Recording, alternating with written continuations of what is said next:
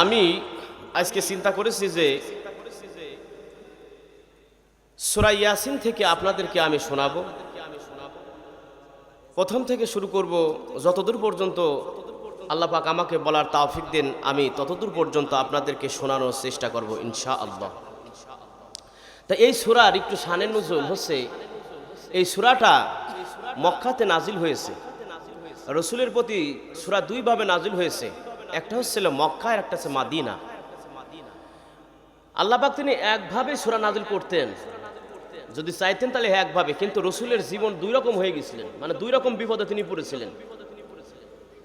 মক্কাতে যখন তিনি ছিলেন তখন ছিলেন মহা বিপদে, বেশি কথা বলা যেত না। এরপরে কিছু লোকজন যদি নিয়ে জড়ো হয়, কিছু কথাবার্তা বলা যায়, তখন এইটা তদ্রিংতং যে প্রাইম মিনিস্টার আবু জেহেল, এটা সে পছন্দ করতেন না। তখন রসুল্লাহ তিনি একজন দুইজন করে তিনি দাওয়াত দেওয়া শুরু করলেন। একজনের কাছে মিয়া যদি 10 মিনিট সময় কাটা যায়, তাহলে 10 জনের কাছে যদি সময় কাটাবার যায় তাহলে 100 মিনিট লাগবে। এই জন্য আমার আল্লাহ জানতেন যে আমার রসুল অল্প কথা দিয়ে সারবেন। এই জন্য এই মক্কার যে সূরাগুলো, এই সূরাগুলোর আয়াতগুলো হচ্ছে ছোট ছোট আয়াত। কথা কি বুঝতে পারতেছেন আপনারা? আর মাদিনা সূরা বাকারা নাজিল হয়েছেন বিশাল বড় বড় আয়াত। আমরা পড়ছি একটা পৃষ্ঠা, মানে 2 নম্বর পার একটা পৃষ্ঠা আছে, এক পৃষ্ঠায় মানে একটা আয়াত। তা এই জন্য দুইভাবে নাজিল হয়েছে, একটা হচ্ছে মক্কায় আর হচ্ছে মদিনা। এই দুইভাবে রসুলের প্রতি সূরাগুলো নাজিল হয়েছে।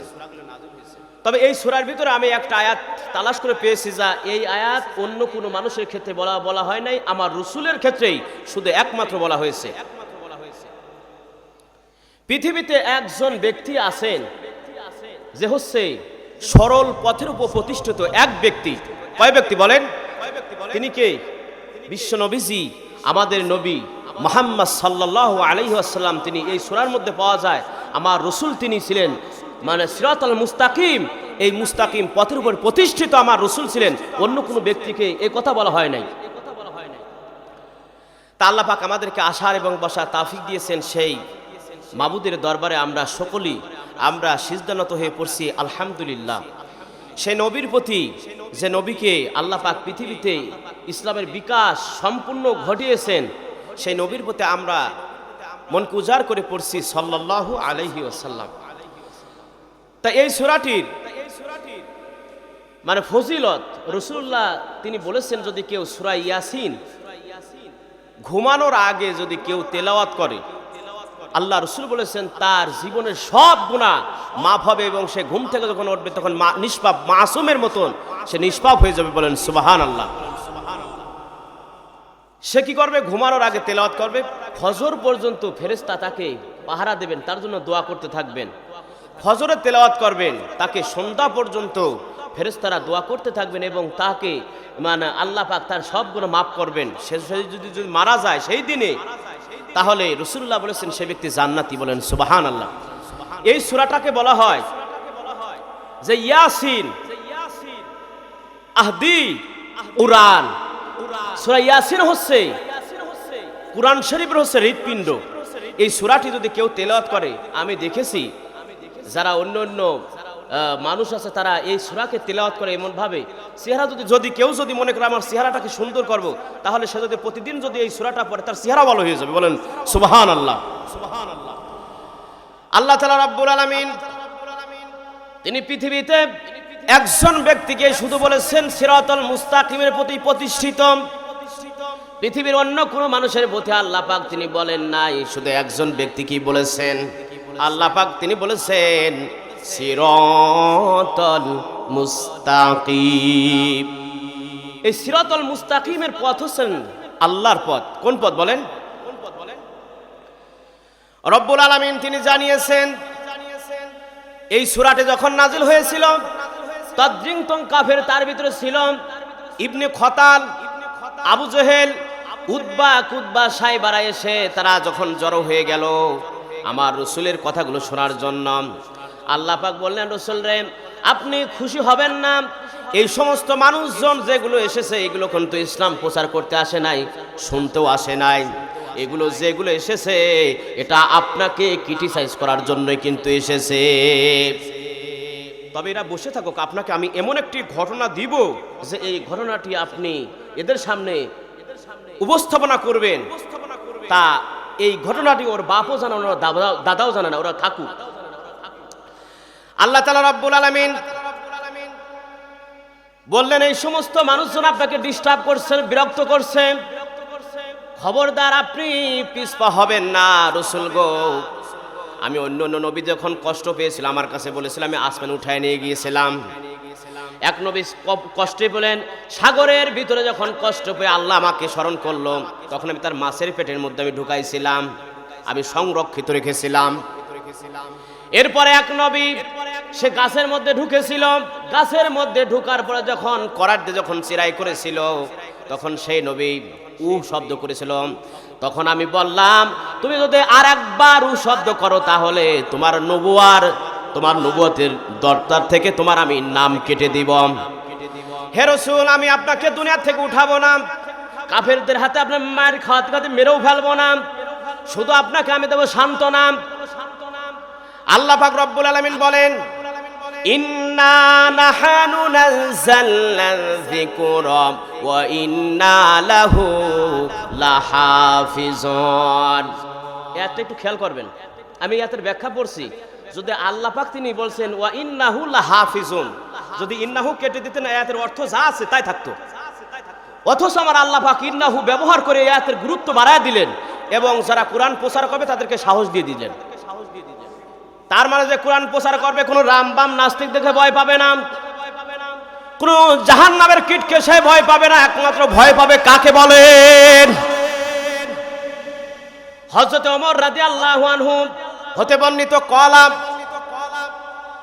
রাসূলুল্লাহ সাল্লাল্লাহু আলাইহি সাল্লাম, হযরত ওমর ফারুক রাদিয়াল্লাহু আনহু এই হাদিসটা বর্ণনা করেছেন যে মিনাল মাশরিকি ফাকাতাবা ফাযাবা মিনান নাস লিবায়ানি ফাকালা রাসূলুল্লাহ সাল্লাল্লাহু আলাইহি ওয়াসাল্লাম ইন্না মিনাল বায়ানি লা সিহরাম। সর্বপ্রথম বক্তাদের কাছে বললেন, বক্তারা যখন ওয়াজ করবা খবরদার কোন মানুষকে, কোন নেতাকে ভয় করা যাবে না, একমাত্র ভয় করতে হবে আল্লাহকে। যে ব্যক্তি ওয়াজ করবে, যে ব্যক্তি মানুষদেরকে কথা বুঝাবেন, সে ব্যক্তি সর্বপ্রথম কি করবে? কথা কোনো মানুষের সিঙ্গিটিকিট করে, মানে মানুষের কোনো কথা শুনবে তারপরে সেগুলো বলবে তা না, সে বলবে সবকিছু আল্লাহর কোরআন থেকে। ঠিক কিনা বলেন?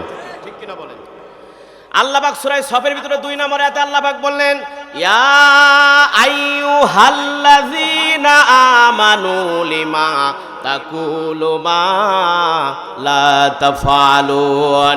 ওহে ঈমানদারেরা, তোমরা কেন ওই কাজ করো, ওই কথা বলো, তোমরা নিজেরা যেটা আমল করো না। তার মানে যারা আলোচনা করবে তাদেরকে আমলও করতে হবে। কথা কি বোঝা যায়? আল্লাহ তাআলা রব্বুল আলামিন বললেন, হে রাসূল, ইন্না নাহনু নাযালনা যিকরা, এই কোরআন আমি আল্লাহ নাজিল করেছি, পৃথিবীর থেকে সংরক্ষণ কোনো মানুষ করবে না, আপনিও করবেন না, এই দায়িত্ব আপনার দেই নেই। আমি আল্লাহ কোরআন পৃথিবীতে আমি নাজিল করেছি, আর সংরক্ষণ করার সবটুকু দায়িত্ব আমি আল্লাহর হাতে নিয়েছি। এরপরে ওয়া ইন্নাহু লাহাফিজুন দ্বারা আল্লাহ পাক বুঝাইছেন, আল্লাহ রাসূলের জ্ঞান ছিল, মান্তিক বালাগাতের জ্ঞান ছিল। সাহাবীরা এমন ভাবে কোরআন শিক্ষা করেছিল, তাদের ভিতরে ইলমে মান্তিক বালাগাতের জ্ঞান তারা অর্জন করেছিল। রাসূলুল্লাহ বুঝতে পেরেছিলেন যে আমার আল্লাহ আমাকে হেফাজত করার দায়িত্ব নিয়ে নিয়েছেন। তার মানে এর থেকে বোঝা গেল, যে ব্যক্তি যারা কোরআনের দাওয়াত পৌঁছাবে তারা মনে করবে আমার কোনো মানুষ দরকার নাই, একমাত্র আমাকে আল্লাহ হেফাজত করবেন। এই জন্য কোরআনে যেভাবে আছে সেইভাবে মানুষদের সামনে সে উপস্থাপনা করবে। রাসূলুল্লাহর যখন এই আয়াতটা নাযিল হয়ে গেল, আমার রাসূলুল্লাহ খুশি হয়ে গেলেন। হ্যাঁ, আমার আল্লাহ পাক আমাকে হেফাজত করবে, তাহলে তো কোনো টেনশনই নেই আমার। আল্লাহ যদি বলেন যে আল্লাহ যদি বলেন তোমাকে আমি হেফাজত করব, সে ব্যক্তির কি আর চিন্তা আছে নাকি বলেন? যাদের হৃদয়ে আছে আল্লাহর ভয়, তারা কবু পথ ভুলে যায় না। আল্লাহর প্রেম ছাড়া অন্য কিছু তারা কিছু চায় না। চায় কি না বলেন? তাহলে আল্লাহ পাক রব্বুল আলামিন যখন এই আয়াতটা নাযিল করলেন, তখন রাসূলুল্লাহ চিন্তা করলেন যে যেহেতু আমার আল্লাহ আমাকে হেফাজত করবেন, অন্য কোনো মানুষের আমার প্রয়োজন নাই। আবু জেল উতবা কুতবা সাইবার দেখুন ভয় করার কোনো কারণ নাই, দরকার নেই। রাসূলুল্লাহ তখন তার মনে যেভাবে আল্লাহ পাক কোরআন নাযিল করতেছিলেন সেইভাবেই তখন এই আয়াতগুলো তাদেরকে বুঝাতেছিলেন। তা এই কোরআন আল্লাহর তরফ থেকে নাযিল হয়েছেন নাকি অন্য কোনো মানুষের তরফ থেকে নাযিল হয়েছেন? আমি একটু আপনাদেরকে সারমর্ম শোনালাম। এখন বিস্তারিতভাবে যদি আমার আল্লাহ আমার প্রতি দয়া করেন, আমাকে তাওফিক দেন, তাহলে আমি আপনাদেরকে শোনাতে পারবো ইনশাআল্লাহ। সূরা ইয়াসিনটা বলা হয় যে কোরআনের হৃৎপিণ্ড। এই সূরাটি যদি কেউ তেলাওয়াত করে, মৃত ব্যক্তির পাশে আল্লাহ পাক তার কবরের আযাবও মাফ করে দেন। এক ব্যক্তি মারা যাচ্ছে, অনেক অসুস্থ, আপনি যদি সেই ব্যক্তির কাছে যদি তেলাওয়াত করেন, সে ব্যক্তির দুইটা উপকার হবে। সেই নয় সে সুস্থতা লাভ করবে, আর 2 নম্বর তার মৃত্যুর শাস্তির থেকে তার মৃত্যুটা সহজভাবে হবে। এই সূরাটি হচ্ছে মক্কাতে নাজিল হয়েছে। তা এই সূরাটি নাজিল করার আগে, এই সূরাটি যখন নাজিল করেন তখন রাসূলুল্লাহর কাছে এসেছিলেন আবু জেহেল, উতবা কুতবা সাইবা, আবু লাহাব, ইবনে খতাল একজনের নাম ছিল, সেও এসেছিল। আসার পরে রাসূলুল্লাহ তিনি এই কথাগুলো বুঝাচ্ছিলেন। তখন ওই লোকগুলো আমার রাসূলকে মানতে তারা অস্বীকার করলো যে মুহাম্মদ তুমি তো ছিলে আমাদের কাছে ছোট ছিলে, আমাদের কাছে তুমি বড় হয়েছো, তুমি কিসের নবী, তুমি কি দাবি করছো, এটা কি মেনে নেওয়া যায়? এরকম কথাবার্তা তারা বলতেছিল। তখন আমার আল্লাহ পাক 3টা আয়াত দিয়ে আমার রাসূলকে সান্ত্বনা দিলেন। সর্বপ্রথম কয়টা আয়াত দিয়ে বলেন? 3টা আয়াত দিয়ে আমার রাসূলকে সান্ত্বনা দিলেন। আচ্ছা এখন কথা বলি, আমার রাসূলুল্লাহ যদি এই 3টা আয়াতে যদি সন্তুষ্ট থাকেন, সান্ত্বনা হন, তাহলে যে এখানে যারা মুমিন মুত্তাকিন থাকবে তারাও কিন্তু সান্ত্বনা হবে। আর যাদের ঘাড়ে শয়তান চাপি আছে তারা কি কোরআন যদি গুলাও খাওয়া যায়, সে কি সান্ত্বনা হবে নাকি বলেন? রাসূলুল্লাহ যখন কোরআনের কথা বললেন তখন ওই সমস্ত লোকজন বলতেছে তুমি কেমন নবী, তুমি তো বানায়া কথা বলতেছো, তোমার কথাগুলো মানা যায় না, এগুলো আমরা মানতে পারি না। তখন আল্লাহ পাক 3টা আয়াত আমার রাসূলের কাছে নাজিল করলেন। আমার রাসূলকে জানালেন, হে রাসূল, ওরা আপনাকে নবী বলে মানুক চাই না মানুক, আমি তো আল্লাহ আপনাকে নবী বলে মানাইছি, মেনেছি। আল্লাহ পাক রব্বুল আলামিন বলেন, ইয়াসিন ওয়াল কুরআনিল হাকীম ইন্নাকা লামিনাল মুরসালিন। ইয়াসিন হোসেন এমন একটি অর্থ আমার আল্লাহ পাকই ভালো জানেন। অন্য তাফসীরের মধ্যে লেখা আছে আমার রাসূলের নামও হতে পারে। আল্লাহ পাক বললেন, হে রাসূল, ওরা কাফেররা বলতেছে তুমি নবী নয়।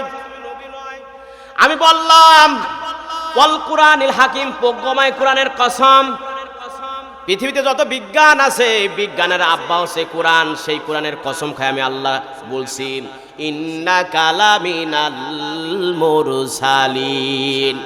হে রাসূল, আমি আপনাকে মুরসালিনদের অন্তর্ভুক্ত বানিয়েছি। এখন ওরা মানুষ চায় না মানুক, আপনি নবী নয়, আপনার নবুয়ত কাটা যাবে না। আর ওরা যদি আমাকে আল্লাহ বলে অস্বীকার করে, আমি আল্লাহর থেকে আমি পৃথক হয়ে যাব না। আপনি নবী, আমি আল্লাহ, এটা থেকে যাব। পৃথিবীর কোনো মানুষ আমাদেরকে নড়চড় করতে পারবে না। এর থেকে আমরা বুঝতে পারলাম যদি আল্লাহকে আমরা মানি, যদি না মানি আল্লাহর কোনো ক্ষতি হবে নাকি? আর রাসূল সাল্লাল্লাহু আলাইহি ওয়াসাল্লামকে যদি আমরা নবী হিসাবে না মানি আমাদের কি কোনো ক্ষতি হবে? রাসূলুল্লাহ কোনো ক্ষতি হবে? যদি আমরা মানি তাহলে আমাদের জন্য উপকার। যদি আমরা আল্লাহকে মানে আল্লাহ আমাদের জন্য উপকার, আল্লাহর উপকার নয়। এই জন্য আল্লাহ পাক বললেন আলা সিরাতিম মুস্তাকিম। রাসূল গো, পৃথিবীর ভিতরে একজন মাত্র সিরাতুল মুস্তাকিমের প্রতি প্রতিষ্ঠিত, এটা অন্য কেউ না, এটা হচ্ছে আপনাকে আমি সিরাতুল মুস্তাকিমের পথের উপরে প্রতিষ্ঠিত করেছি। রাসূলুল্লাহ একমাত্র তিনি রাসূল ছিলেন, সিরাতুল মুস্তাকিমের পথের উপরে তিনি প্রতিষ্ঠিত, পৃথিবীতে একজন। সেই রাসূলকে যখন কোরআনের কথাগুলো বলতে গেলেন তখন কাফেরেরা মার শুরু করলেন। হে রাসূল, এই সমস্ত মানুষজন বসা আছে, আপনার কাছে এমন একটি জনপদের কথা বলবো, এমন একটি দৃষ্টান্তর কথা বলবো, এই দৃষ্টান্তগুলো আপনি কাফেরদের সামনে বলে দিন। কারণ তদ্রিংতং কালের মুহাম্মদ সাল্লাল্লাহু আলাইহি ওয়াসাল্লামের কাছে যখন আয়াত নাজিল হতো, ওরা তখন পারস্যের থেকে কিছু গল্প বানায় নিয়ে আসতো। কথা কি বুঝতে পারতেছেন? আসলে কি আমি ছোটকাল থেকেই কোরআনের আয়াত দিয়ে কথা না বললে আমার ভিতর ভালো লাগে না, ইতিহাস আমার বলতে মনে চায় না। ইতিহাস কিন্তু আমি জানি, যদি আপনারা মনে করেন যে ইতিহাস আমি বলবো, রাত কয়েকটা শেষ হয়ে যাবে, কিন্তু ইতিহাস শেষ হবে না। কিন্তু কোরআনের আয়াত দিয়ে যদি তেলাওয়াত করা যায়, শোনানো যায়, কোরআন মানি চাই না মানি, তাও দুইটা উপকার হবে। কয়টা উপকার হয় বলেন? আল্লাহ পাক রব্বুল আলামিন বলেন দুইটা উপকার হবে। এক নাম্বার হচ্ছে ইন্নামাল মুমিনুনা ইযা যুকিরাল্লাহু ওয়াজিলাত কুলুবুহুম, তার সামনে যখন আল্লাহর কথা বলা হবে, এই ব্যক্তি যদি মুমিন হয় তার হৃদয়টা কেঁপে উঠবে। দুই নম্বরে যখন আল্লাহর আয়াত যখন তার সামনে তেলাওয়াত করা হবে, আল্লাহ পাক বলেন আয়াতি যাদাতুহুম ঈমানা, তার ঈমান বেড়ে যাবে। আর তিন নাম্বার হচ্ছে ওয়া আলা রাব্বিহিম ইয়াতাওয়াক্কালুন। তিন নাম্বার, কোনো এমপি মন্ত্রী চেয়ারম্যানের প্রতি সে নির্ভরশীল হবে না, একমাত্র আল্লাহর প্রতি নির্ভরশীল হবে। লিল্লাহি তাকবীর।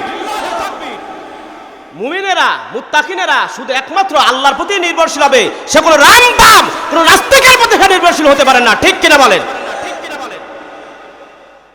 আল্লাহ তাআলা রব্বুল আলামিন বললেন, তাহলে কোরআন শুনলে পরে আমাদের কিছু না যদি হয়, যারা মুমিন আছে তাদের এটা লাভ হবে। আর আল্লাহ পাক অন্য আয়াতে বলেছেন, যদি কোরআনের আয়াত যখন তেলাওয়াত করা হয়, তোমরা যদি নীরব থাকো, তাহলে তোমাদের উপরে আল্লাহর খাস রহমত নাজিল করা হবে। এটা আল্লাহ গ্যারান্টি দিয়েছেন। এখন আমরা মানলাম না, আপাতত আমরা চুপ মারিয়ে এই কোরআন যদি শুনি, আল্লাহ কি মিথ্যা কথা বলতে পারেন নাকি? তার মানে রহমত যেখানে বর্ষিত হইতেছে কোরআনের আয়াত দিয়ে আমরা প্রমাণ পাইছি। ঠিক কিনা বলেন? আল্লাহ পাক বলেন, হে রাসূল, ওরা হয়তো পাগলামি আরো বেড়ে যাবে, আপনাকে মার দেবে, আপনাকে কলুষিত করবে, কিন্তু খবরদার এক পা পিছ হবেন না। আমি জানিয়ে দিছি, ইন্না নাহানু নাযালনাল যিকরা ওয়া ইন্না লাহু লাহাফিজুন। কোরআন হেফাজত আমি আল্লাহ করব।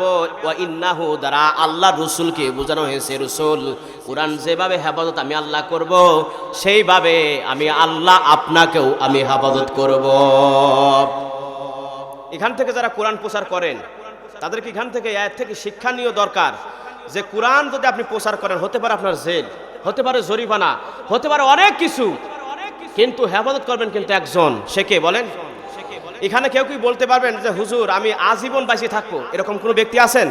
তাহলে যদি মরেই যায়, আল্লাহর জন্য যেন আমার মৃত্যু হয়। ঠিক কিনা বলেন? এই কোরআন দুই ভাবে প্রচার করা হচ্ছে বাংলাদেশে। এক নাম্বার প্রচার করা হচ্ছে সঠিকভাবে, আর এক নাম্বার যেগুলো মানুষের সামনে বললে কোনো বিপদ হয় না, আপদ হয় না, সেইভাবে প্রচার করে। আমি একটা ব্যাখ্যার ভিতরে বলেছিলাম, এক ব্যক্তি এক পীরের কাছে গেছে, যাওয়ার পরে বলতেছে, হুজুর আমি আপনার কাছে মুরিদ হবার চাই। কয় ক্যা? কয় জান্নাতে যাবার চাই। মুরিদ হয়েছে, হাতের বার হাত দিয়ে কিছু মন্ত্র মন্ত্র ফুরে ফু দিয়েছে, দেওয়ার পরে যখন বাড়িতে আসছে, আসার পরে রাত্রে ঘুমাইছে, ঘুমানোর পরে স্বপ্ন দেখে যে দুইটা ডিব্বা, একটা হচ্ছে গুড় ডিব্বা আর একটা হচ্ছে বিশাল বড় মধুর ডিব্বা। এই স্বপ্ন থেকে পীর সাহেবের কাছে চলে গেছেন, যাওয়ার পরে পীরের কাছে বলতেছেন, হুজুর আপনার কাছে কালকে হাতে হাত দিয়ে এই যে আমি মুরিদ হয়েছি, কিন্তু একটা সুখবর আছে। কি খবর? আমি গেল রজনীতে স্বপ্ন দেখেছি, দুইটা ডিব্বা, একটা ঘুর ডিব্বা আর একটা হচ্ছে মধুর ডিব্বা। এই ঘুর ডিব্বার ভিতর আমার হাত, আর মধুর ডিব্বার ভিতর আপনার হাত। পীর সাহেব অনেক খুশি হয়ে গেছে, কয় আমি আল্লাহওয়ালা, আমি হচ্ছে আল্লাহর সাথে যোগাযোগ হয়, এই জন্য আমার হাতটা মধুর ভিতরে আর তোর হাতটা হচ্ছিল গুড় ভিতরে, তোরে গুড় থেকে আমি বের করে আনবো। এখন মুরিদ বলতেছে, হুজুর এখনো স্বপ্নের ব্যাখ্যা আমাকে বলা শেষ হয় নাই, আপনি আগে প্রশ্নের উত্তর দিয়ে দিলেন, কেনটা কি? কয় এরপরে কি দেখছো বলো? কয় পরে পরে স্বপ্ন দেখি যে আপনার হাত আমি ছাড়তেছি আর আমার হাত আপনি ছাড়ছেন। পীর সাহেব রাগিয়ে যায়, বলছে বেটা বেয়াদব, তুই আমাকে তুই ফাজলামি করছিস। যদি আমাদের যদি কোরআন প্রচার করে যদি এরকম হয়ে যায়, যে যেটা সুবিধা আমার কাছে ভালো লাগবে আর যেটা খারাপ সেটা আমার কাছে ভালো লাগবে না, এটা কোনো ইমানদারের কাজ নাকি বলেন? অনেক পীর সাহেবরা এক হাত থেকে আর এক হাত বলে, একটা আয়াত বাদ দিয়ে তুই আর একটা বলে, কারণ তার দরবার টিকে রাখার জন্য কেউ যদি এটা করে, রাসূলুল্লাহ বলেছেন ফাকালা রাসূলুল্লাহ সাল্লাল্লাহু আলাইহি ওয়াসাল্লাম ইন্না মিনাল বায়ানি লা সিহরা। পীর হোক, হুজুর হোক, নেতা হোক, আর যে কেউ হোক না কেন, যখন মানুষদের সামনে কথা বলবে তখন সে কি করবে? ফাযাক্কির বিল কোরআন। এই কথা কোনো নেতার বলে নাই, কোনো হুজুরকে বলে নাই, আমার আল্লাহ পাক রাসূলকে এত ভালোবাসার পরে কঠিন কথা বলে দিলেন। হে রাসূল, যখন আপনি কথা বলবেন তখন কোরআন দিয়ে কথা বলবেন। কোরআন ছাড়া যদি এই সমস্ত হুজুর, নেতা, এরপরে যেই হোক না কেন, কোরআন বাদে যদি মানুষদের কাছে কথা ডাকে, কথা বলে আর নিজের দিকে আকর্ষিত করতে চায়, আল্লাহ রাসূল বলেছেন ফাকালা রাসূলুল্লাহ সাল্লাল্লাহু আলাইহি ওয়াসাল্লাম ইন্না মিনাল বায়ানি লা সিহরা। কিয়ামতের ময়দানে আগুনের কেসি দ্বারা তার জিহ্বা কেটে দেওয়া হবে। এজন্য আপনারা কি চান যে আমার জিহ্বা কাটা যাক? খালি যদি তাই না চান, তাহলে কোরআনে যেভাবে আছে এখানে যদি রাম বাম নাস্তিকের গার উপর দিয়ে চলে যায়, সেভাবে ইনশাআল্লাহ বলা হবে। ঠিক কিনা বলেন? কেবল আয়াত হচ্ছিল, 4টা আয়াত তেলাওয়াত করছি। এরপর আল্লাহ পাক রব্বুল আলামিন বললেন তানজিলাল আজিজির রহিম। আল্লাহ পাক বলেন আমি আল্লাহ এই কিতাব আপনার প্রতি নাযিল করেছি। আল্লাহ পাক এই কিতাব নাযিল করেছেন কেন? আল্লাহ পাক রব্বুল আলামিন তারপরে বললেন লিতুনজিরা কওমান মা উনজিরা আবাউহুম ফাহুম গাফিলুন। এখানে বিশাল একটা কথা, কিন্তু এখন কিন্তু গার ভিতরে কিন্তু আগুন কিছু মানুষ ধরে যাবে, কিন্তু তারপরে আল্লাহর কোরআন যেভাবে বলছে আমি সেভাবে বলবই। ঠিক কিনা বলেন? এখানে আল্লাহ পাক রব্বুল আলামিন সর্বপ্রথম বললেন ওই সমস্ত পুরুষদের কাছে এই দাওয়াত পৌঁছানো হয়েছিল না, এর কারণে তার সন্তানাদি যারা ছিল তারাও গাফেল ছিল। আল্লাহ পাক রব্বুল আলামিন বলেন তারাও বিশালভাবে গাফেল ছিল। এই কথা আল্লাহ পাক বললেন যে এই কোরআন যখন নাজিল করলেন রাসূলের প্রতি, রাসূলকে জানানো হলো হে রাসূল, এই কোরআন দিয়ে আপনি সতর্ক করবেন এমন এক জাতিকে যাদের পিতৃপুরুষদের উপরে এই কোরআনটা নাজিল হয় নাই, আপনি তাদের কাছে কোরআন দেবেন। তাহলে আমার পিতার প্রতি যদি কোরআন যদি বুঝ না থাকে, যদি কোরআন না বোঝে, তাহলে সে আমার কি ছাই বুঝাবে বলেন? তার মানে এখানে বুঝালেন তার জন্ম দিক থেকে একটা কথা বললেন।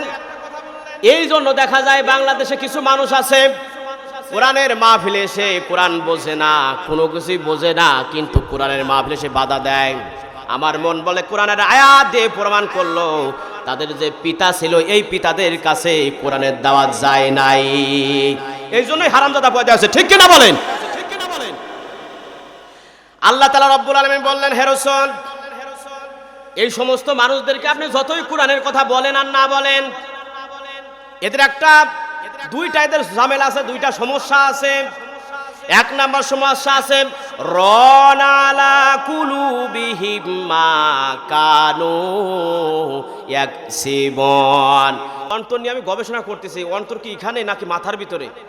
আমি এইটা আয়াত নিয়ে গবেষণা করতেছি, হয়তো আল্লাহ পাক আমাকে এর মানে উত্তর দেবে। আমি অনেক দিন ধরে চিন্তা করতেছি, আসলে পড়ছি কিন্তু পড়ার পরে মেলে না। আল্লাহ পাক বলেছেন খতামাল্লাহু আলা কুলুবিহিম ওয়া আলা সামউহিম ওয়া আলা আবসারিহিম গিশাওয়াতু ওয়া লাহুম আযাবুন নাযীম। আল্লাহ পাক প্রথমে বলেছেন ওদের কলবে আমি মোহর মেরে দিয়েছি, এরপর ওদের আমি কানে আবরু ফেলাইছি, চোখেও আবরু ফেলাইছি।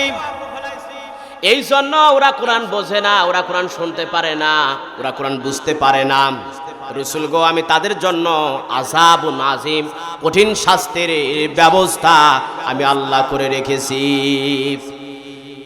তাহলে এখান থেকে আমরা জানতে পারলাম, এতক্ষণ পর্যন্ত একটা জানতে পারলাম দুইটা কথা। এক নাম্বার, সিরাতুল মুস্তাকিমের পথে প্রতিষ্ঠিত এক ব্যক্তি, তার নাম কি বলেন? কথা বলেন, তার নাম কি? আর দুই নাম্বার হচ্ছে যাদের হৃদয়ে মোহর মারা, কানে চোখে আবরু ফেলানো, তারা এই কোরআনের কথা রাসূলুল্লাহ বুঝতে পারে নাই। আর আমি আবুল কালাম আজাদ যতই মানে রাত ভরে আমার বলতে বলতে গলা দিয়ে রক্ত যদি বের হয়ে যায়, তারপরে কি আমি বুঝাতে পারবো? যদি আমি বুঝাতে পারি তাহলে রাসূলুল্লাহর সাথে আমি বড় কিছু হয়ে যাবো, নাউজুবিল্লাহ। হবো নাকি বলেন? আল্লাহ তাআলা রাব্বুল আলামিন বলেন যে তাদের প্রথমে একটা সমস্যা আছে, রানা আলা কুলুবিহিম মা কানু ইয়াকসিবুন, তাদের একটা হৃদয় আছে, এই হৃদয়ে জং ধরেছে, মসরে পড়েছে, এই জন্য ওরা কোরআন বোঝে না, ওরা কোরআন বুঝতেও দেয় না। তাহলে যাদের হৃদয়ে জং ধরছে, আমরা এখন জংটা ছুটাবো কি দিয়ে বলেন? কোরআন দিয়ে। হে রাসূল, আপনার কাছে আছে এই সমস্ত ব্যক্তিরা, তবে এর আগে একটা ঘটনা আছে, এই সূরার থেকে একটা ঘটনা আছে। ওরা যে ছিল, এখান থেকে দুইটা ব্যাখ্যা পাওয়া যায়। এক নম্বর হচ্ছে ওদের বোঝানোর জন্য একটা ব্যাখ্যা, আর যারা মুমিন মুত্তাকিন তাদের বোঝানোর জন্য আর একটা ব্যাখ্যা। আল্লাহ পাক তিনি এটা কোরআনের ভিতরে দিয়ে দিয়েছেন। আল্লাহ পাক রব্বুল আলামিন বলেন, রাসূলুল্লাহ যখন তাদেরকে বুঝাচ্ছিল, বুঝানোর সময় এক ব্যক্তি বারবার রাসূলের কাছে এসে বলতে, রাসূল গো, আমাকে জানিয়ে দিন এই বিষয়, আমি কি করব, আমাকে হালাল বিষয় জানান, আমাকে হারাম বিষয় জানান, কোন কাজটা হারাম আর কোন কাজটা হালাল। রাসূলুল্লাহ চিন্তা করলেন, এই সমস্ত লোকজন যতই ডিস্টার্ব করুক না কেন, কিন্তু এই ব্যক্তি তো আমার কাছে এসে বারবার কেন প্রশ্ন করছেন, এটা রাসূলুল্লাহ একটু বিরক্ত বোধ মনে করলেন।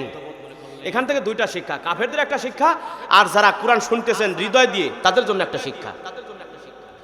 ওই ব্যক্তি আসলো, রাসূলুল্লাহ বিরক্ত বোধ মনে করলো, ব্যাপারটা কি রে, এখানে আসছে প্রধানমন্ত্রী, এই দেশের প্রাইম মিনিস্টার, এমপি, মন্ত্রী এসেছে, কিন্তু এই ব্যক্তি তো আমারই ব্যক্তি, কিন্তু কেন আমাকে বারবার ডিস্টার্ব করছে?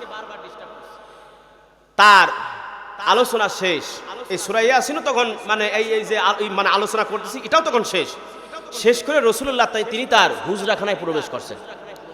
হুজরাখানায় প্রবেশ করার সঙ্গে সঙ্গে আল্লাহ পাক 5টা আয়াত নাযিল করেছেন। কয়টি? আল্লাহ পাক বলেন, আবাসা ওয়া তাওয়াল্লা আন জাআহুল আ'মা ওয়া মা ইউদরিকা লাআল্লাহু ইয়াযাক্কা। রাসূলুল্লাহ, কেন আপনি কপাল গুছালেন, ওয়া তাওয়াল্লা, এবং কেন আপনি মুখ ফিরালেন? এটা আমি আল্লাহ মাইন করছি, কারণ আপনি যখন কপাল গুছাইছেন, মুখ ফিরাইছেন, ওই ব্যক্তি তো চলে গিয়েছেন।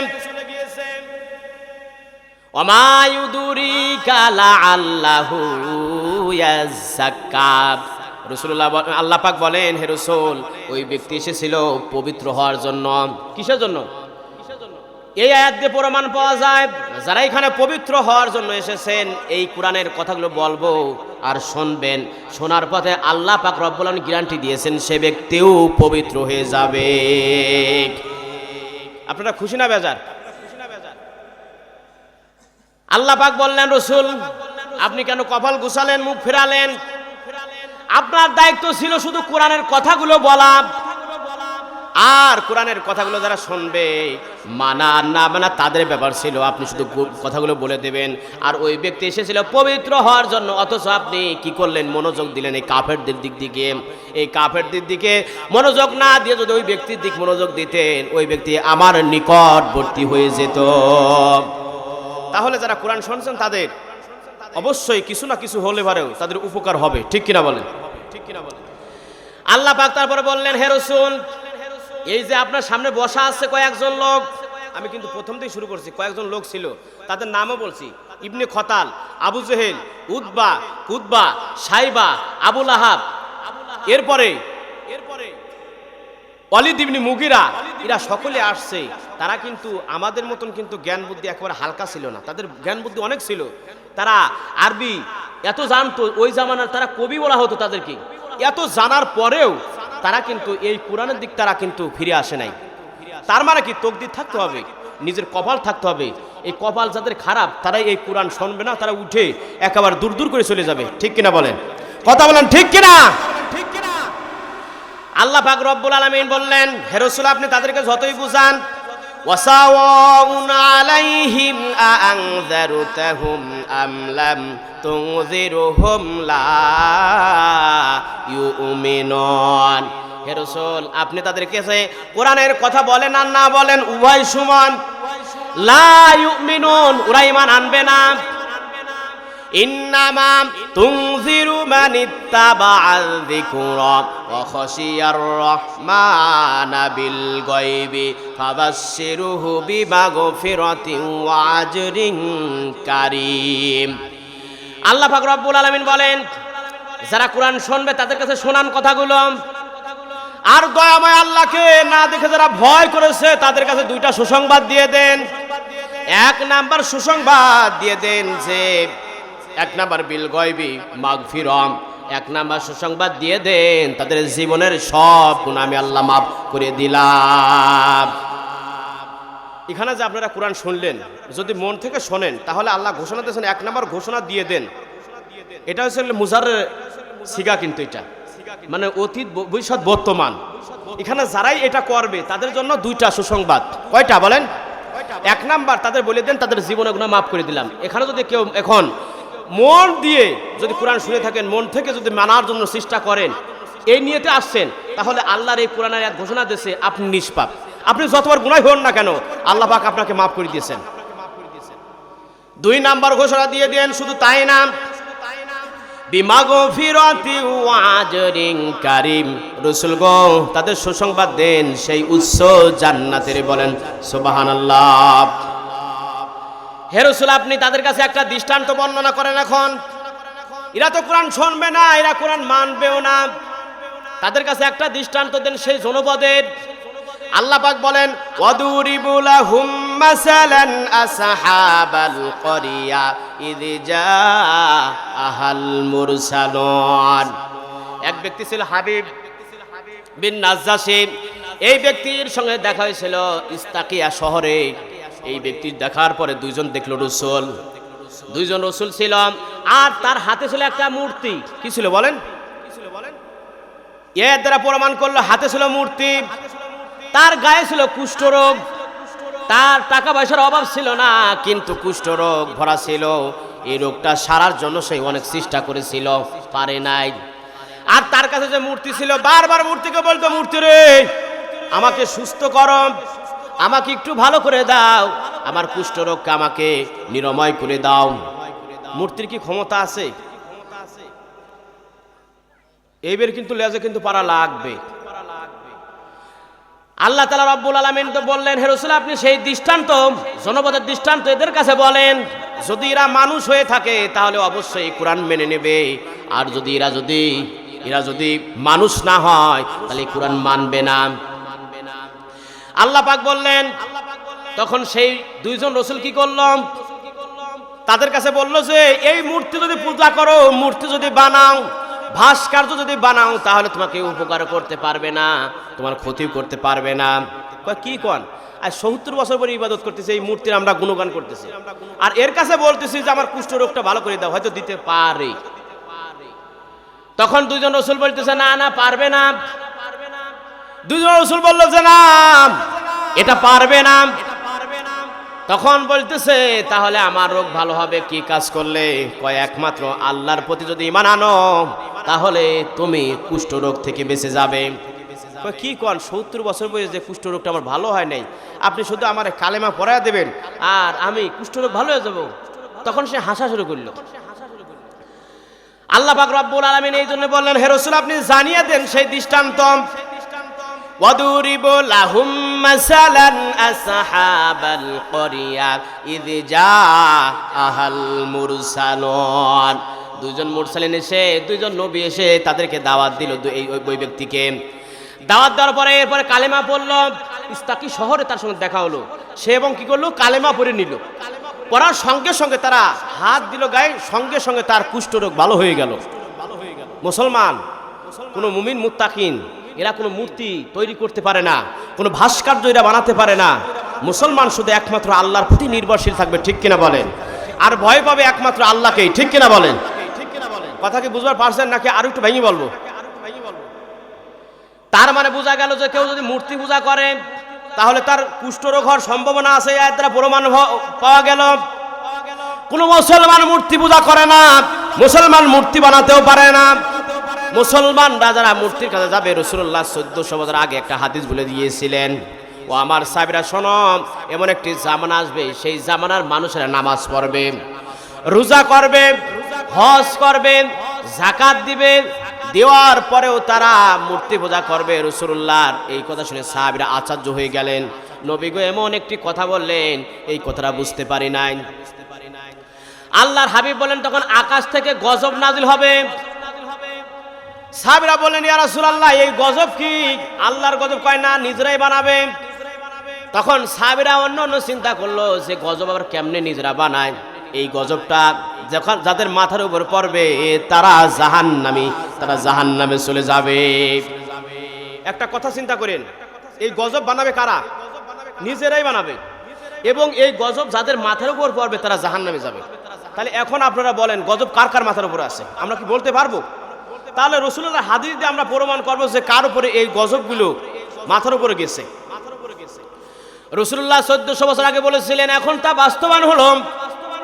আমাদের বাংলাদেশে 3 বছর আগে একটা গজব আকাশে উড়ানো হয়েছে, বঙ্গবন্ধু স্যাটেলাইট। ভারত থেকে অনেকগুলো ছাড়া হয়েছে।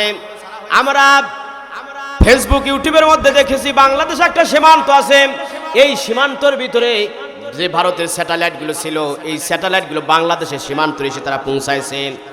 এই জন্য আমরা যতই টিভি চ্যানেল ঘুরাই না কেন ভারতের চ্যানেলগুলোই বেশি আছে। রাসূলুল্লাহ বলেছেন এইটাই গজব। আমার সাহাবীরা এই গজব যাদের মাথার উপরে যাবে তারাই হচ্ছে জাহান্নামী। তাহলে গজব কি?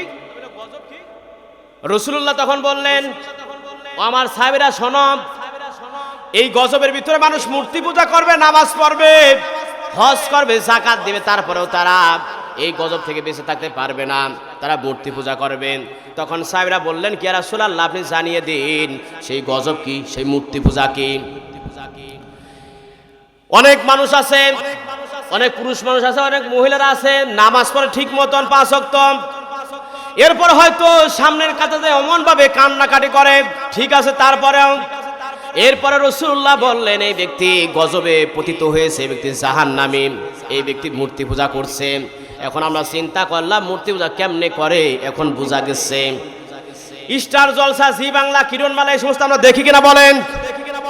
এই নাটকগুলো আমরা মন দিয়ে দেখি, দেখার পরে কিন্তু আমাদের ভালো লাগে। আমরা কিন্তু 1 থেকে একেবারে সম্পূর্ণ শেষ পর্যন্ত দেখি। আমরা যেগুলো দেখি নাটক, নাচটা দেখি সেই রকম, অভিনয় দেখি সেরকম, আবার মূর্তি পূজা করতেছে সেটাও কিন্তু আমরা সেরকমই দেখি। তার মানে আমার মন থেকে ভালো লেগেছে, আর মন থেকে যে জিনিসটা ভালো লাগে ওটাকেই নিজেকে সে সমর্থন করলো। এটাই এখন যারা এই সমস্ত নাটক ফাটক দেখেন, মা বোনরা দেখুক আর পুরুষেরা দেখুক, যেই দেখেন মনোযোগ দিয়ে তা মনে করে রাখেন এই হাদিস থেকে প্রমাণ হলো যে আপনার উপরে একটা গজব নাজিল হয়েছে আর আপনি অবশ্যই জাহান্নামে যাবেন। তাহলে আমরা এখান থেকে বেঁচে যাব যে আমরা জাহান্নামী হতে চাই না, জান্নাতি হতে চাই। সবাই জোরে বলেন লিল্লাহে তাকবীর, লিল্লাহে তাকবীর। তাহলে আমরা শুনতে যাই সূরা ইয়াসিন। সূরা ইয়াসিন থেকে কিছু ব্যাখ্যা। হে রাসূল আপনি তাদেরকে শোনায়া দেন সেই জনপদ মানে বাসীদের কথা, এদের কাছে বর্ণনা করুন। রাসূলুল্লাহ যখন বর্ণনা করল, وَإِذَا أَرْسَلْنَا إِلَيْهِمُ اثْنَيْنِ فَكَذَّبُوهُمَا فَعَزَّزْنَا بِثَالِثٍ فَقَالُوا إِنَّا إِلَيْكُمْ مُرْسَلُونَ। রাসূল জালালের শোনো, তোমাদেরকে যে আমি বুঝাচ্ছি কোরআনের কথা, তোমরা মানছো না। আমি সেই জনপদের কথা আমি তোমাদেরকে বর্ণনা করছি। ওই ব্যক্তি যখন কালেমা পড়লো, তার গায়ে যখন হাত দিল, দেওয়ার সঙ্গে সঙ্গে কুষ্ঠরোগ ভালো হয়ে গেল। ওই ব্যক্তি সঙ্গে সঙ্গে ইমানদার হয়ে গেলেন, আমার আল্লাহ পাক তাকেও পছন্দ করে নিলেন।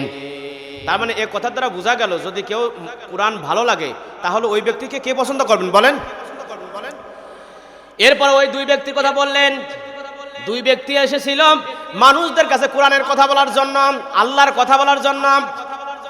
আল্লাহর কথা যখন বলেছিল তখন তারা বলেছিল ক্বালু মা আনতুম ইল্লা বাশারুম মিসলুনা। তাদের 1 নাম্বার টার্গেট, তারা বলল আমরা রাসূল। তখন ওই সমস্ত লোকজন বলল তোমরা যে রাসূল এটা আমরা প্রমাণ করব একটা সিস্টেমে। কি রকম? কয় আমাদের বাড়ির পাশে একটা কবর আছে, এই কবর থেকে তোমরা যদি জিন্দা মানুষ উঠাতে পারো তাহলে বুঝবো যে তোমরা আল্লাহর তরফ থেকে এসেছো। ওই 2 ব্যক্তিকে নিয়ে গেল, কয় চলো যাই। যাওয়ার পরে কবর থেকে তারা বলল কুম্বিসনিন, আল্লাহর হুকুমে ওঠো। সঙ্গে সঙ্গে কবর থেকে ওই 2 ব্যক্তি সঙ্গে সঙ্গে কবর থেকে মরা মানুষ উঠে গেল। উঠার পরে যারা এই দৃষ্টান্ত দেখতে পারলো তারা বলতেছে তোমরা নবী নয়, তোমরা আসলে জাদুকর। কোরআন যত বলে ভালো করে বোঝানো যাক না কেন, কিছু মানুষ আমাদেরকে পাগল জাদুকর যে বলবে এটা আমরা জানি, ঠিক কিনা বলেন? এরপরে তারা বলতেছে ঠিক আছে, এটা তো কবর দোয়া হয়েছে কিছুদিন আগে, এই জন্য উঠাতে পারিস, চলো যাই। অনেক দূর একটা কবর আছে, কবরের বয়স অনেক দিন, প্রায় 3000 বছর হয়ে গেছে। যদি সেই কবর থেকে লাশ যদি উঠাতে পারো তাহলে আমি বিশ্বাস করব যে আসলে তোমরা আল্লাহর তরফ থেকে এসেছ। তারা চলে গেল 3000 বছর আগের কবরে, পুরাতন কবরের কাছে গেল। যাওয়ার পরে দুই ব্যক্তি বলে কোন বেজ নিলাম, আল্লাহর হুকমে জিন্দা হও। এই কথা বলার সঙ্গে সঙ্গে সেই ব্যক্তি উঠে বলতেছে ইয়া চাচা আসসালামু আলাইকুম। তখন দুই মুরসালিন বলতেছিল, দুই রাসূল বলতেছিল তুমি কেন আমাকে চাচা বললে?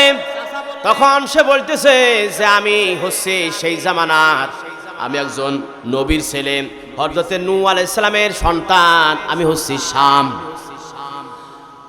ওই দুই মুরসালিন বলতেছে, দুই নবী রাসূল বলতেছে তুমি যদি নূহ আলাইহিস সালামের সন্তান হয়ে থাকো, আমার জানা মতে নূহ আলাইহিস সালামের যারা জাতি ছিল এদের চুল পাকতো না, দাড়ি পাকতো না, কোনো কিছুই পাকা ছিল না, কিন্তু তোমার চুল পাকা দাড়ি পাকা কারণটা কি তুমি মনে হয় হতে পারো না?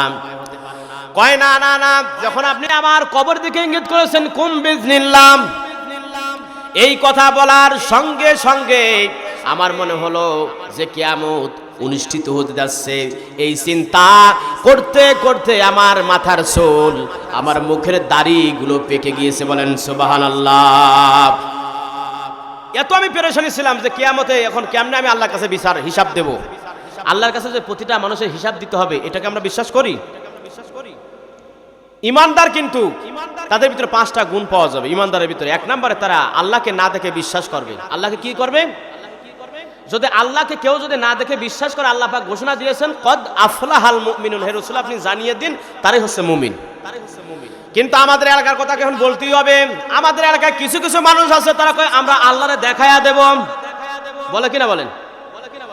আল্লাহ পাক রব্বুল আলামিন সূরা আনামের 103 নম্বর আয়াতে আল্লাহ পাক বলেন লা তুদরিকুল আবসার, কোন আলো কোন চোখ আমার আল্লাহকে দেখতে পায় না। এখন কেউ যদি বলে যে আল্লাহরে দেখা যায়, তাহলে আল্লাহ পাক বলতেন দেখতে পারো না। আর কোন মানুষ যদি বলে আল্লাহর দেখা যায় যায়, তাহলে বিশ্বাস করবেন কারটা বলেন? আল্লাহরটা না মানুষেরটা? এখানে আয়াত দিয়ে প্রমাণ করা যায়, যদি কেউ যদি বলে আমরা আল্লাহরে দেখায়া দেব, এই আয়াত দিয়ে প্রমাণ করা যায় সে ব্যক্তি মুমিন হতে পারে না, সে ব্যক্তি হচ্ছে টাটকা কাফের। ঠিক কিনা বলেন? এখন বলতেছে তোমার চুলদারি কেন পাকা? কয় আমি মনে করেছি কিয়ামত অনুষ্ঠিত হবে, এই টেনশন করতে করতে আমার মাথার চুল পাকা গেছে, আমার মুখের দাড়িগুলো পেকে গেছে। এই জন্যই যে সমস্ত লোকজন দাঁড়িয়েছিল তখন তারা বলল এটা কোনো ব্যক্তি নয়, এটা হচ্ছে জাদুকর। হৃদয় তো থাকতে হবে, হৃদয় যদি কপালে না থাকে তাহলে কি কেউ হৃদয় দিতে পারে নাকি বলেন? এরপরে তারা বুঝাতে চাইল, যখন তারা এই কথাগুলো একেবারে প্রত্যাখ্যান করলো, না মানল, আল্লাহ পাক রব্বুল আলামিন বলেন ওয়াজা মিন আকসাল মাদিনাতি রাজুলাই ইয়াসা ক্বালা ইয়া কওমিত্তাবিউল মুরসালিন। মনে আছে ওই যে একজন ব্যক্তি যে কালেমা পড়ছিল কুষ্ঠরোগ, ওই ব্যক্তি ছুটে আসছে, ওই ব্যক্তি ছুটে আসছে এমন ভাবে যে আল্লাহ পাক তাকে রাসূল করে এবং নবী করে পাঠাইছেন। ওই ব্যক্তি ছিল ওই জনপদের মানুষ। এখানে আপনাদেরকে একটু ভেঙে যদি না বুঝাই আপনারা বুঝতে পারবেন না। কথার কথা, আমি কিন্তু আপনাদের এলাকার ছেলে, ঠিক কিনা বলেন? হুজুর ধরেন কথার কথা, হুজুরি বাড়ি হচ্ছিল সৌদি আরবে, আসে আপনাদের কাছে কোরআনের কথা বলতেছে, কিন্তু আপনারা কেউ মানতে রাজি না। তখন আমি ফরিদপুর থেকে দৌড়তে দৌড়তে ছুটিয়ে চলে আসলাম যে উনি যা কথাগুলো বলছে এটা তোমরা মানি নাও, এটা সত্য। তখন লোকজন কি করছে, ওই দুইজনের না মারি মারতেছে আমারে।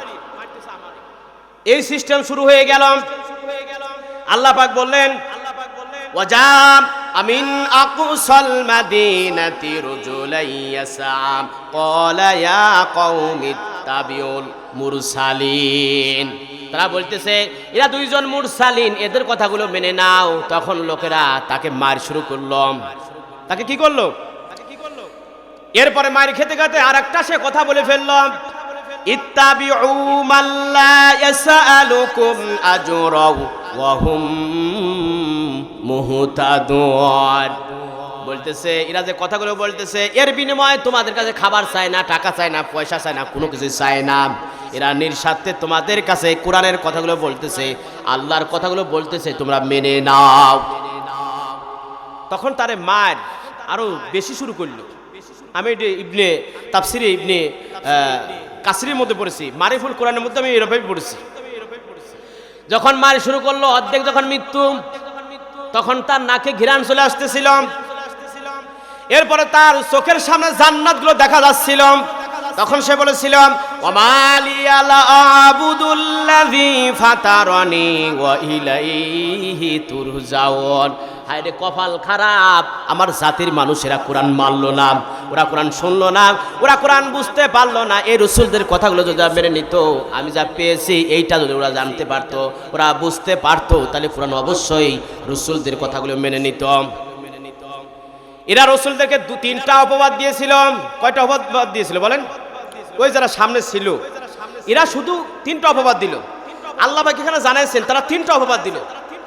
আল্লাহ পাক রব্বুল আলামিন বলেন ওরা এক নাম্বার অপবাদ দিল, ক্বালু মা আনতুম ইল্লা বাশারুম মিসলুনা। তারা বলতেছে তোমরা কেমন রসুল, তোমরা তো আমাদের মতোই মানুষ, তোমাদের কথা আমরা বিশ্বাস করতে পারবো না। তার মানে এক নাম্বার বললো যে তোমরা তো আমাদের মতোই মানুষ। দুই নাম্বার বলল ওয়ামা আনজালার রহমানু মিন শাই। দুই নম্বর কথা বলল দয়াময় আল্লাহ কিছুই নাজিল করে নাই, অথচ তোমরা মিথ্যা দাবি দাঁড় করতেছ। আল্লাহ কিছুই নাজিল করে নাই, দয়াময় আল্লাহ।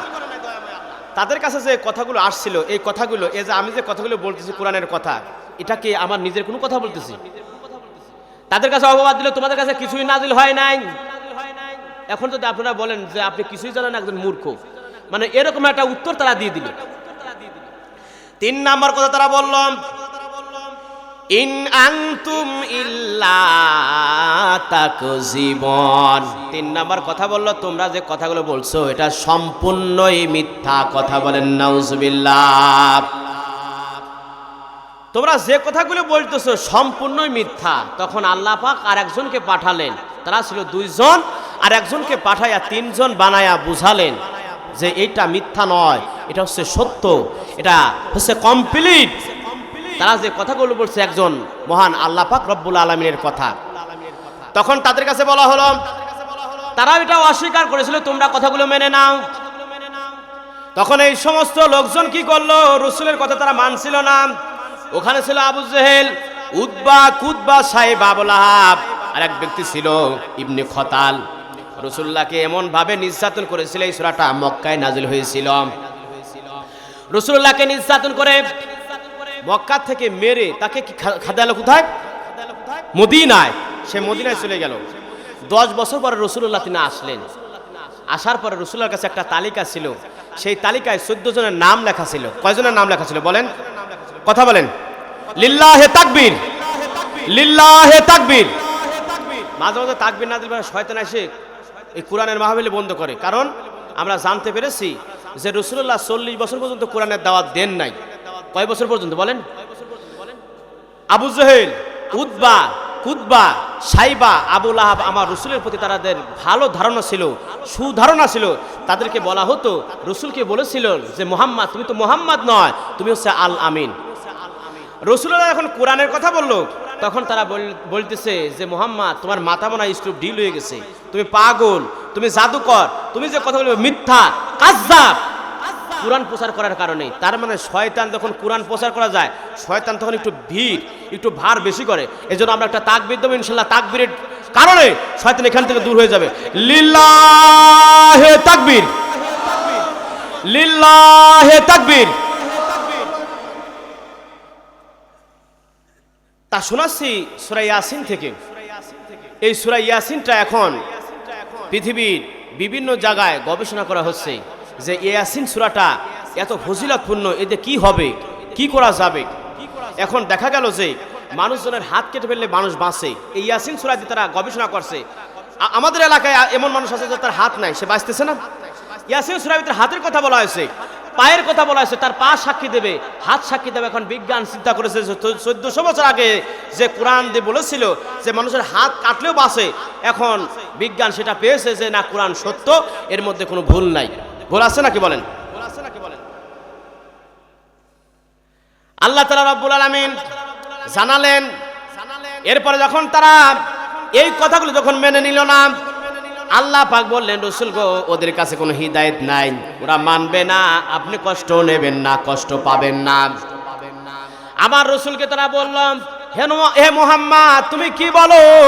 এটা পুরান যুগের গল্প, পুরাতন কথা, অন্য কিছুই নয়।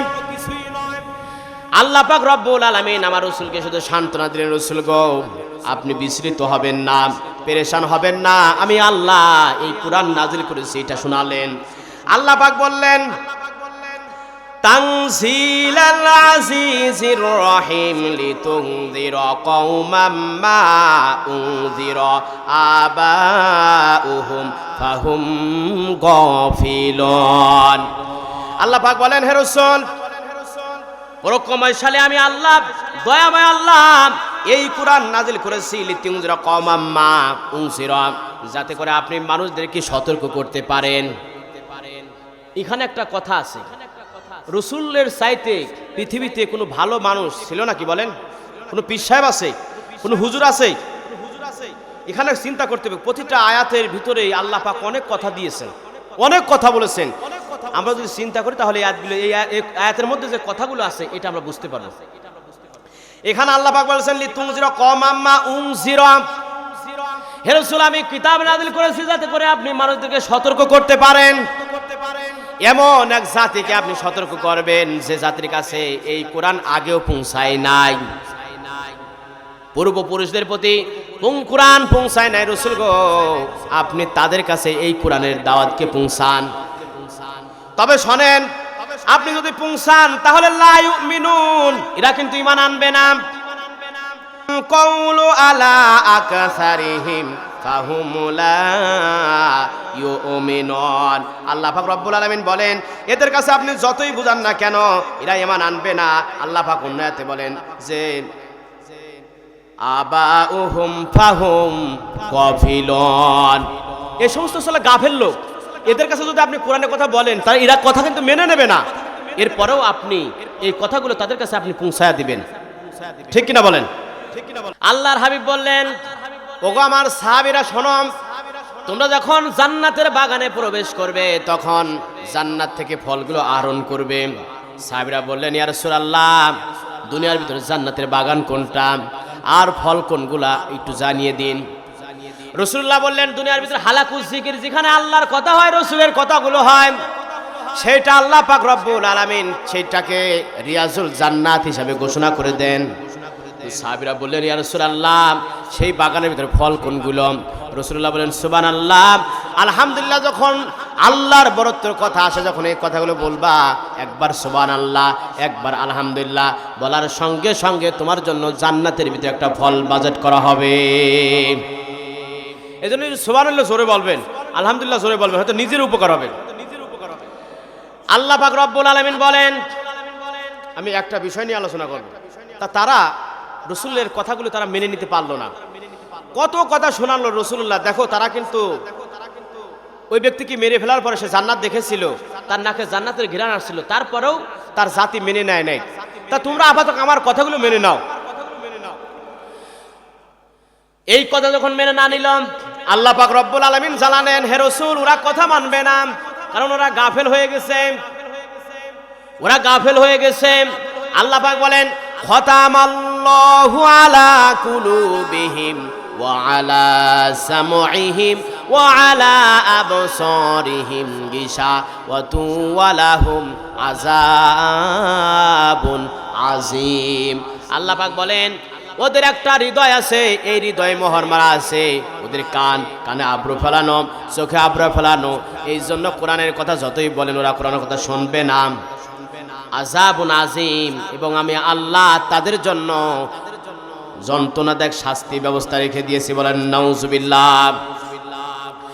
এই সমস্ত মানুষ যখন কিয়ামতের মাঠে যখন তারা যাবে, যখন তাদেরকে জাহান্নামের দিকে নিয়ে যাওয়া হবে, ফেরেশতারা এমন ভাবে জাহান্নামের দিকে যখন নিয়ে যাবে, এই সমস্ত মানুষেরা যারা কোরআন শুনবে না, কোরআন মানবে না, মানুষের মানতেও দেবে না, কোরআন যেভাবে বলে তার কোনো রকম ভালো লাগে না, এই সময় মানুষ তো দেখে যখন জাহান্নামের দিকে নিয়ে যাবে, তখন ফেরেশতারা বলবেন কুল্লামা উলকিয়া ফিহা ফাউজুন সালাহুম খাজানাতুহা।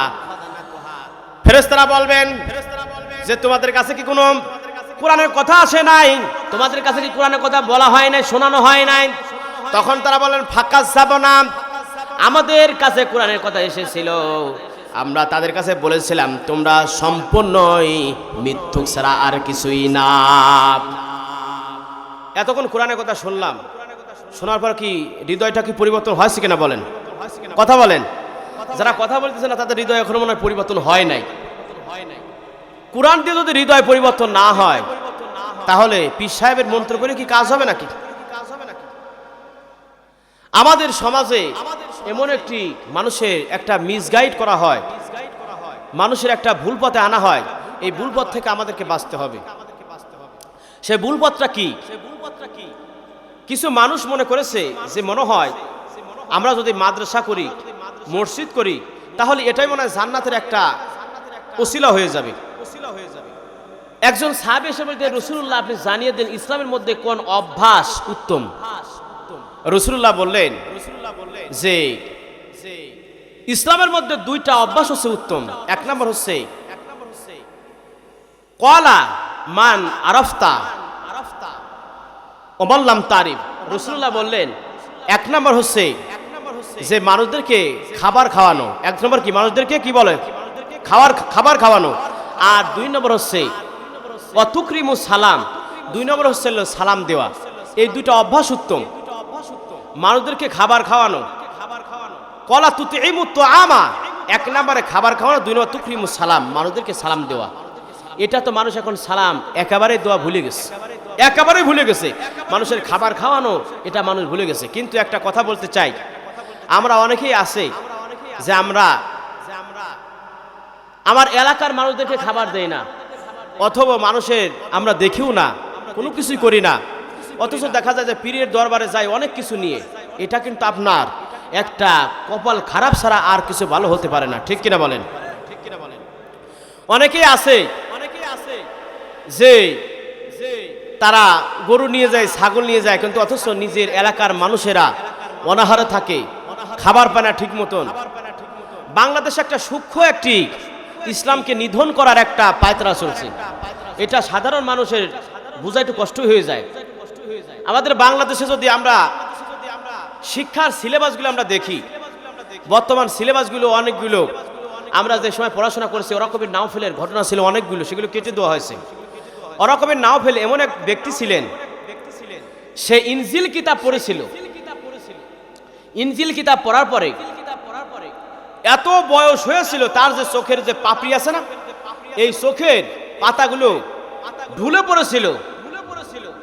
সে যখন তাকাতো তখন এইটা উঁচু করে নেওয়া লাগতো হাত দিয়ে, তারপরে দেখতে পারতো। এত বয়স হয়েছিল।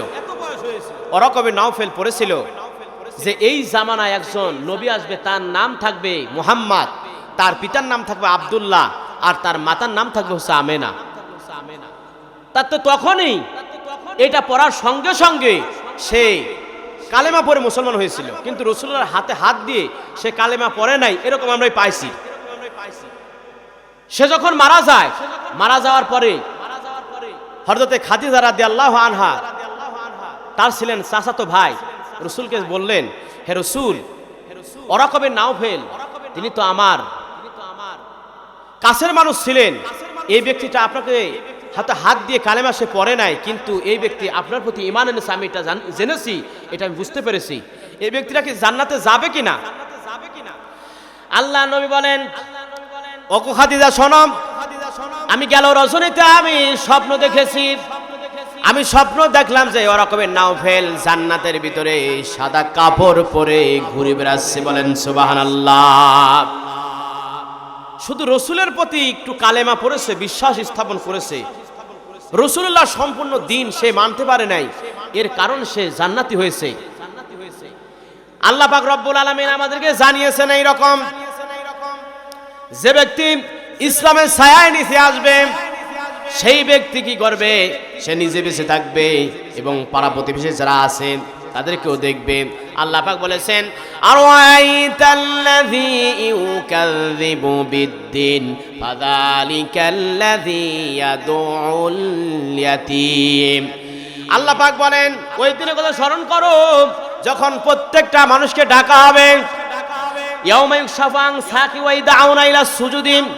আল্লাহ পাক বলেন, কিয়ামতের ময়দানে তার গোড়ালির কাপড় উঠায়া এরপরে সিজদা করানো হবে। কিয়ামতের ময়দানে যারা সিজদা দিতে পারবে না, আর যারা এতিম মিসকিনদেরকে খাবার দেয় নাই, খাবার দেওয়ার জন্য উৎসাহ দান করে নাই, কিয়ামতের ময়দানে এই দুই শ্রেণীর মানুষদেরকে এমন দুর্ভোগ আসবে যেদেরকে কাপড় উঠায়া তারপরে সিজদা করানো হবে। যখন এরা ঠেকে যাবে, এদেরকে জাহান্নামে দেওয়া হবে। অথচ এরা নামাজ পড়েছিল, রোজা করেছিল, অনেক কিছু করার পরেও এরা কিন্তু জান্নাতে যেতে পারবে না। এই জন্য আল্লাহর হাবিব বলেছেন, যে ব্যক্তি জান্নাতে যেতে চাবে সে ব্যক্তির মধ্যে দুইটা অভ্যাস থাকতে হবে। এক নাম্বার হচ্ছে মানুষদেরকে খাবার খাওয়ানো। দুই নম্বরে অতুকরিম সালাম থাকতে হবে। আল্লাহর হাবিব বলেছেন, যার ভিতরে এই দুইটা অভ্যাস পাওয়া যাবে, রাসূলুল্লাহ বললেন, সেই ব্যক্তি আমার সঙ্গে জান্নাতে থাকবে। বলেন সুবহানাল্লাহ। সে ব্যক্তি জান্নাতে থাকবে। এই জন্য জান্নাতে যেতে চান কিনা বলেন?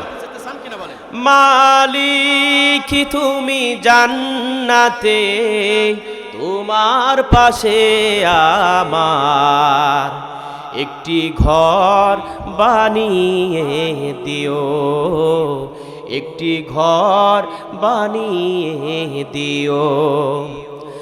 মালিক তুমি জান্নাতে, তোমার পাশে আমার একটি ঘর বানিয়ে দিও, একটি ঘর বানিয়ে দিও। মারহাবা বলেন, চান কিনা বলেন? যে ব্যক্তি জান্নাতে যাবে, এই ব্যক্তি আর কখনোই সে জান্নাত থেকে বের হতে চাবে না। সে ব্যক্তি জান্নাতের মধ্যেই থাকবে, রাজ নিয়ামত পাবে। আল্লাহর হাবিব বলেন, সাহাবীরা শোনো, জান্নাতের ভিতরে যখন সে প্রবেশ করবে, প্রবেশ করার পরে সে চিন্তা করবে, দুনিয়ার জীবনে নিজের জীবনকে উৎফুল্ল করতে পারি নাই, আল্লাহ গো এখন জান্নাতের ভিতরে উৎফুল্ল করতে চাই আমার নিজের মন মতো। আল্লাহ পাক বলেন, শুধু শুধু বসে থেকো না, মনে মনে চিন্তা করবা যে আমি ওখানে যাব, এইটা চিন্তা করবা। চিন্তা করার সঙ্গে সঙ্গে এই জান্নাতি বাতাস তোমাকে উড়ায় নিয়ে যাবে। বলেন সুবহানাল্লাহ। আপনারা চিন্তা করতে পারেন যে বাতাস আবার কেমনে নেয়? এই বাতাসটাও দেখা যায়, হয়তো আমরা দেখতে পারি না, সেরকম চোখ আমাদের নেই। আমি একটা ইতিহাস পড়েছিলাম যে হযরত সুলাইমান আলাইহিস সালাম, তার পিতা ছিল হযরত দাউদ আলাইহিস সালাম। হযরত সুলাইমান আলাইহিস সালামের কাছে একজন মহিলা আসলো। একটা মহিলা এসে বলতেছে যে দাউদ আলাইহিস সালাম আমাকে বিচার করে দেন। কি বিচার করব? কয় আমার হাতে ছিল একটা গাবলা, একটা বল ছিল, তার ভিতরে কিছু ময়দা ছিল। এই ময়দাটা নিয়ে আমি নদীর কিনার দিয়ে যেতেছিলাম, তখন এই ময়দার মানে সহকারে আমার হাত থেকে এই ডিশটা উড়ে চলে যায়। তা বাতাস তো আপনি দেখতে পারেন, বাতাসের সঙ্গে আপনি কথা বলতে পারেন, তাহলে সেই বাতাসকে বলেন আমার ডিশটা কোথায় নিয়ে গেছে, আমার ডিশটা যেন এনে দেয়।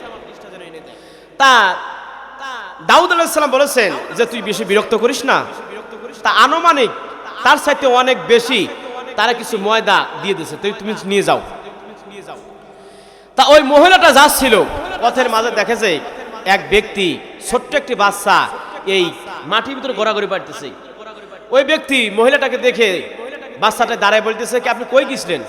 কই গিয়েছিলাম যে আমার হাতে একটা ময়দার বল ছিল, সেটা উড়ায় নিয়ে চলে গেছে, তা বিচার দিতে এসেছিলাম, তা আমার তার সাথে কিছু বেশি দিয়ে দিছে। তা ছোট বাচ্চা বলতেছে আপনি আবার যান, তার কাছে বলেন যে আমি এগুলো নেব না, আমি আসল জিনিসটাই চাই, আমার যেটা হারাইছে আমি ওইটাই চাই।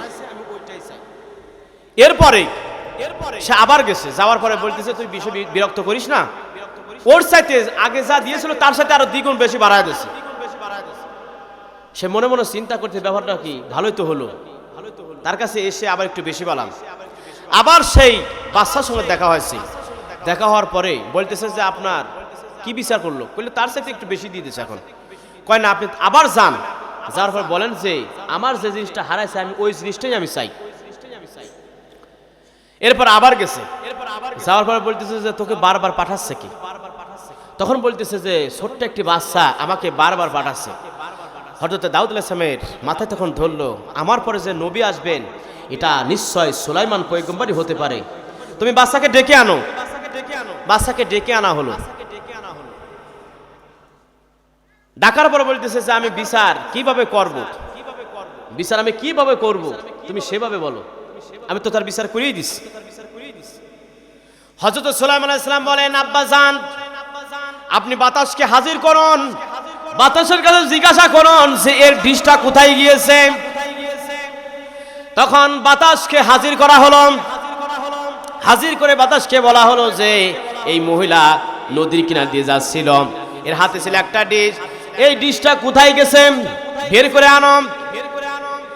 তখন বাতাস বলল আল্লাহর কিছু বান্দারা নদীর ভিতরে তারা বিপদে পড়েছিল, বিপদে পড়ার পরে আল্লাহর কাছে প্রার্থনা করেছে আল্লাহ এই মহা বিপদ থেকে যদি আমরা বাঁচতে পারি আমাদের জাহাজের ভিতরে যা কিছু আছে সব কিছু দাউদ আলাইহিস সালামের দরবারে আমরা হাজির করব। তারা নিয়ত করার পরে আল্লাহ পাক সঙ্গে সঙ্গে দোয়া কবুল করছে। আর সেই সময় ওই মহিলাটাই এই বাড়িতে যাচ্ছিল, আল্লাহ পাক বাতাসের বলল যে ওই বাতাস ওই মহিলার হাত থেকে ডিশটা নিয়ে ওই নৌকার মাঝখানে ফেলাও। যখন জাহাজের মাঝখানে ফেলানো হলো তারা যেভাবেই হোক না কেন সেই ময়দা দিয়ে সে ছিদ্র বন্ধ করলো, পানি উঠতেছিল, পানি ফেলানোর মতন কোনো অবস্থা ছিল না। তখন ময়দা দিয়ে ছিদ্র বন্ধ করে দিল, পানি বন্ধ হয়ে গেল। বন্ধ হওয়ার পরে যে সমস্ত মানুষজন ছিল তারা বেঁচে গেল। বাঁচার পরে তারা নদীর কিনারে আসলো। নদীর কিনারে আসার পরে জাহাজের ভিতরে যে সমস্ত খাদ্য ছিল, জব ছিল, গম ছিল, ওর ভিতরে ছাগল ছিল, দুম্বা ছিল, সমস্ত সব কিছু নিয়ে এসেছে। আনার পরে বলতেছে আমরা আজকে নিয়ত করেছি, আমরা বিশাল বিপদে ছিলাম, নৌকা ছিদ্র হয়ে গিয়েছিল, আমরা বিপদে আল্লাহর কাছে দোয়া করেছিলাম আল্লাহ এই মহা বিপদ থেকে আল্লাহ তুমি যদি আমাদেরকে বাঁচাও তাহলে যা কিছু আছে সব কিছু আমরা দাউদ আলাইহিস সালামের দরবারে দেব, এই জন্য নিয়ে এসেছি, এটা আপনি গ্রহণ করুন। তখন ওই মহিলাটা সেখানে বসা ছিল, মহিলা দেখলো অনেক মাল আসতেছে। মহিলাটা মনে মনে চিন্তা করলো যদি মালগুলো আমার দিয়ে দেয় তাহলে আমার অনেক বছর চলে যাবে। হযরত দাউদ আলাইহিস সালাম বললেন যে মহিলা এই মালগুলো তোমার জন্য এসেছে, এগুলো আমার জন্য নয়, এগুলো সব আমার আল্লাহ ঘোষণা দিয়েছেন তোমাকে জন্য দিয়ে দেওয়া হয়, যাও তোমাকে সব দিয়ে দেওয়া হলো। এখান থেকে তিনটা শিক্ষা রয়েছে।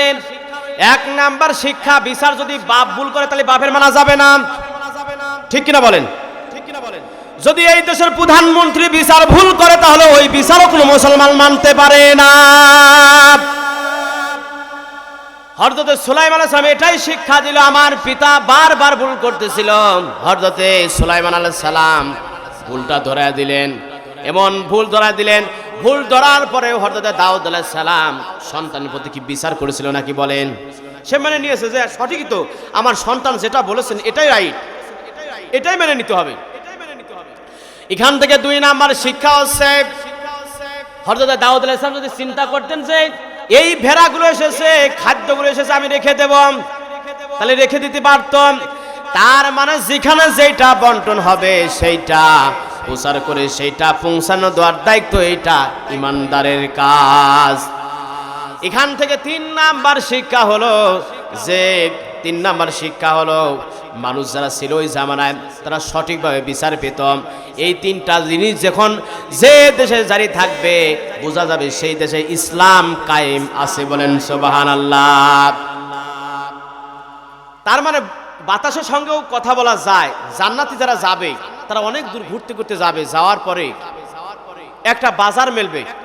আমি একটা বইতে পড়েছিলাম, মাওলানা ইসাক রহমতুল্লাহ লিখেছেন, চরমনার পীর সাহেব জান্নাতের সুখ একটা বই লিখেছেন, সেই বইয়ের মধ্যে আমি পড়েছিলাম যে যারা জান্নাতে যাবে এই দুনিয়া থেকে যারা কষ্ট করে কিন্তু বেশি করে কি বলেন, তারা শীতের রাতে ঠান্ডা পানি দিয়ে ওযু করে, ঠান্ডা পানি দিয়ে অনেক কষ্ট হয়, আরামের ঘুম হারাম করে দেয়। এরপরে তারা আল্লাহর ভয়তে তারা কোনো মানুষের ক্ষতি করে না।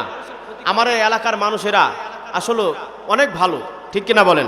আমাদের এলাকার জন্য দোয়া করব যেন প্রত্যেকটা মানুষ যেন আল্লাহর জান্নাতে যেতে পারে এবং প্রতিটা মানুষ যেন যারা কবরে চলে গেছে আল্লাহ পাক তাদেরকে জান্নাতের উচ্চ মাকাম দান করো, আমরা বলে আমিন।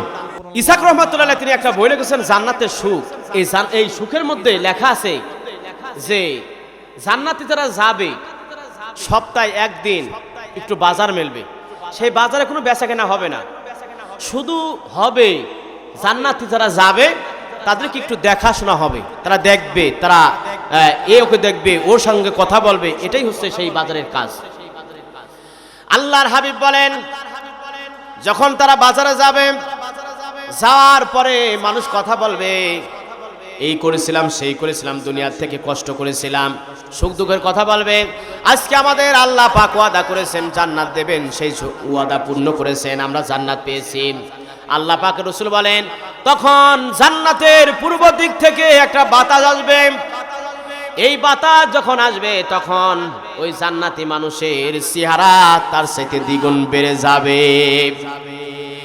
জান্নাতি মানুষ যখন তখন জান্নাতে যাবে, যাওয়ার পরে জান্নাতের ভিতরে যারা থাকবে, হুর থাকবে, গেলমাম থাকবেন, তারা বলবে এত সুন্দর চেহারা কোথা থেকে আনলেন, আবার চেহারা সুন্দর হয়ে গেল কেমনে? বলতেছে আল্লাহ পাক ওয়াদা করেছিলেন জান্নাতে যাবে, বাজার মিলবে, বাজারে যাবে, তাদের চেহারা ভালো হবে, আল্লাহর নিয়ামত আমরা পেয়েছি, বলেন সুবহানাল্লাহ। তা আল্লাহর নিয়ামত যদি আমরা পেতে চাই তাহলে আমাদেরকে কাজ করতে হবে। কার কাজ বলেন? আল্লাহর কাজ করতে হবে। আমাদের ছেলে মেয়েদেরকে কোরআন শিক্ষা দিতে হবে। আমাদের ছোট ছোট বাচ্চাদেরকে ওই ঘাড়ে ব্যাগ সকালবেলা না ঝুলাইয়া আমরা সর্বপ্রথম আমাদের ছেলে মেয়েদেরকে সর্বপ্রথম কোরআন শিক্ষা দেব, তাদেরকে আল্লাহর সঙ্গে পরিচয় করে দেবো যে এই কাজ আপনি করতে পারেন, তাহলে আপনার ইহকালেও শান্তি হবে, পরকালেও শান্তি হবে। আমি যে সূরার ব্যাখ্যা বলতেছিলাম, এই সূরাটি কেউ যদি তেলাওয়াত করে তাহলে 10 খতম কোরআনের সওয়াব হবে, বলেন সুবহানাল্লাহ। যদি এই সূরাটা যদি কোনো ঘরে তেলাওয়াত করা হয়, সূরা ইয়াসিন, সেই ঘরে শয়তান থাকতে পারে না, আল্লাহর রহমত সেই ঘরে বর্ষিত হবে, বলেন সুবহানাল্লাহ। তাহলে এই সূরাটা আমরা তেলাওয়াত করব। এই সূরার ভিতরে বলা হয়েছে মানে অনেকভাবে কথা, বিজ্ঞান বলা হয়েছে, এখানে দার্শনিক কথা বলা হয়েছে, এখানে পরিণতি বলা হয়েছে। এই কোরআনের ভিতরে মৃত্যুর পরে সে কি করবে আর না করবে সে বিষয়েও কিছু কথা বলা হয়েছে। যদি কোনো ব্যক্তি যদি মিথ্যা কথা বলে, তার হাত সাক্ষী দেবে, পা সাক্ষী দেবে, এই সাক্ষীগুলো তার বিরুদ্ধে দেবে যে আল্লাহ ও যা বলছে মিথ্যা বলছে, আমার দিয়ে এই কাজ করছে সেই কাজ করছে, পা বলবে যে আমার দ্বারা এই কাজ করছে সেই কাজ করছে, তখন সেই ব্যক্তি পাও অথবা হাত তাকে জাহান্নামের দিকে টেনে নিয়ে যাবে। এই জন্য আমরা হাত দিয়ে ভালো কাজ করব। এখন হাতের কিছু ধরেন, প্রতিটা মানুষেরই গুনাহ আছে। এমন কোনো ব্যক্তি কি আছেন যে হুজুর আমি মায়ের পেট থেকে বেরোইছি, এই পর্যন্ত কোনো গুনার কাজ করি নাই, একেবারে আমি নিষ্পাপ? কেউ কি বলতে পারবেন? তার মানে প্রতিটা মানুষ আমরা গুনাহগার, আমরা হাত দিয়ে কোনো গুনাহ করেছি। এই হাত, আমরা হাতকে পবিত্র করব কিভাবে? এই হাত দিয়ে আমরা কিছু ভালো কাজ করব। এই ভালো কাজ করার পরে এটা মনে মনে আমরা চিন্তা থাকবে যে আল্লাহ এই কাজটা যে করলাম ভালো কাজ, এরপরে আল্লাহ আমি আর কোনো খারাপ কাজ করব না। তাহলে আপনার কিন্তু ওয়াদা হয়ে গেল, এই হাত আর আপনাকে পরবর্তীতে সাক্ষী দেবে না যে আল্লাহ আমার দ্বারা এই কাজ করছে সেই কাজ করছে, হাত বলবে না। আল্লাহ গ্যারান্টি দিয়েছেন কোরআনে। এরপরে 2 নম্বর হচ্ছে পা। এই পা দিয়ে এমন কিছু কাজ করব। কি কাজ করব? হয়তো আমি ভালো কাজের দিকে যাব, হয়তো আমি খারাপ কাজে ছিলাম, একটু মসজিদে যাব, অথবা একজন ভালো কাজে ডেকেছে সেই আমি ডাকা সাড়া দিব।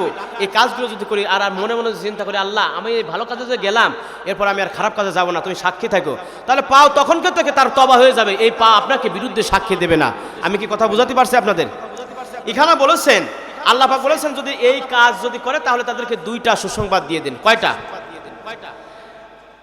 কেউ যদি করে 2টা সুসংবাদ দিয়ে দেন, বিল গায়বি মাগফিরাতি ওয়া আজরিন কারীম। তাদেরকে বলে দেন যে জীবনের সব গুনাহ মাফ করলাম, আর 2 নম্বর পুরস্কার তাদের জন্য আমি আল্লাহ জান্নাতের ব্যবস্থা করে রেখেছি, বলেন সুবহানাল্লাহ। তা এখন আমি আপনাদের কাছে একটু দাবি করব, এই মাহফিল করতে অনেক টাকা খরচ হয়। এখানে মাইকিং করা হয়েছে, লাইটিং করা হয়েছে, এরপরে পোস্টার করা হয়েছে, গেট করা হয়েছে, অনেক কিছু, এখানে অনেক কিছু করা হয়েছে। প্রধান বক্তা আমাকে বলেছেন, প্রধান অতিথি আমাকে বলেছেন যে সামান্য আপনি কি কিছু বলবেন, যদি তারা কিছু দেয় তাহলে এইটা তারা যেন দেয় যেন। তা এই জন্য আমাদের হাত থেকে আমরা ভালো ভালো কাজ যদি আমরা ওয়াদায় দিয়ে থাকি, তাহলে এই মাহফিলের জন্য আমরা কে আসি যে আমি সামনের বছরে এই মাহফিলের জন্য আমি 10,000 টাকা দেবো। এমন কোনো ব্যক্তি কি আছেন?